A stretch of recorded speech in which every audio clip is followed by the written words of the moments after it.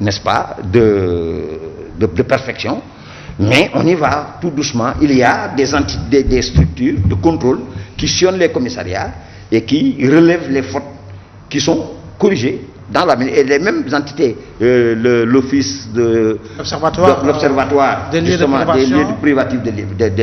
privation de liberté a dans un passé très récent reconnu qu'il y a des améliorations au niveau des commissariats de police. C'est très clair. Alors, Blaise, vous allez nous dire quelle appréciation faites-vous de ce rapport entre forces de l'ordre et civils? Tout d'abord, permettez-moi en tout cas de présenter mes excuses par rapport à ce retard accusé qui est induit de notre volonté, vraiment. C'est dû donc aux embouteillages, vous savez.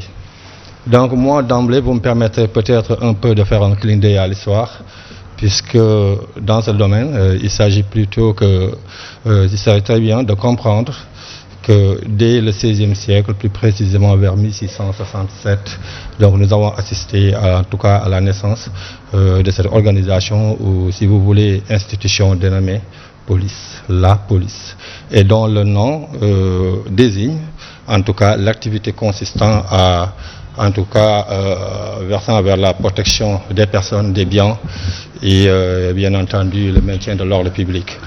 C'est très important puisque cela aussi repose en tout cas sur des critères d'exigence, en tout cas des normes juridiques, en tout cas par rapport à un territoire, une localité.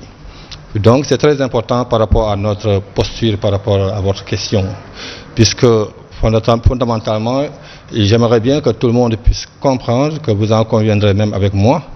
À travers cela, vous comprendrez nettement que tout acte ou bien tout abus, en tout cas de pouvoir ou excès de zèle exercé, en tout cas par toute personne détenant l'autorité établie sur un citoyen, demeure cependant en tout cas un crime crapuleux. Et cela, c'est pour fixer les responsabilités.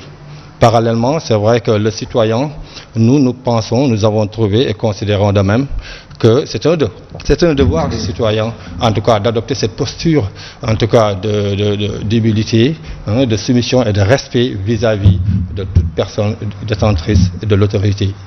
Donc, pour faire juste la part des choses, pour dire tout simplement, ce rapport entre citoyens et forces de l'ordre, normalement, ne devrait pas donner ce à quoi nous assistons au Sénégal. Et si ce problème subsiste, c'est parce que tout simplement nous avons trouvé qu'il y a un intrus dedans. Et ça s'appelle l'homme politique, le politicien, puisque nous sommes habitués dans nos États en Afrique, plus particulièrement au Sénégal, tout nouveau tenant du pouvoir fait en tout cas de son super mieux pour